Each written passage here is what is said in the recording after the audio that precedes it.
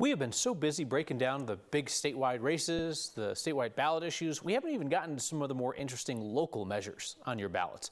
So down in Monument, voters will decide if they should become the 105th home rule municipality, basically more local control. Castle Pines and Lone Tree will vote on whether their city should provide broadband services. And our Steve Stager looks at a few other city issues that'll be decided. Aspen Grove really exemplifies, I think, a lot of the debate that's going on around housing, not just in Littleton, but the entire metro region. In March of last year, the owners of this 20-some-year-old shopping center near Santa Fe and Mineral proposed a new development here, mixed use with 2,000 housing units. There were a lot of twists and turns in this. Rob Tan has covered those twists and turns for a year and a half. He says council initially approved that 2,000-unit housing development.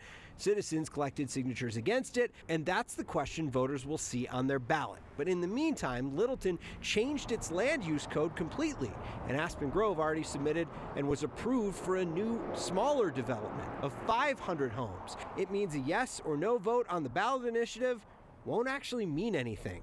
But Tan says it'll be symbolic. It'll demonstrate kind of where Littleton's appetite is, I guess, for denser housing like this. Up the road in Englewood, voters will decide whether the city should remove masculine pronouns from their city charter and refer to council members as council members.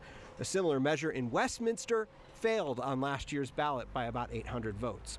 The city of Aurora put what a city spokesman calls a housekeeping initiative on the ballot. It would change the city charter, removing a provision that bans felons from running for office in the city. It stems from a court ruling. The court ruled that, in fact, my civil rights had been violated, that the Constitution did uphold my right as a felon to run for office, and anyone who was a felon. Candace Bailey was convicted of second-degree assault years ago and ran for city council last year. I will use the rest of my life to change things for others and to give back to a community that I did damage in my lifetime.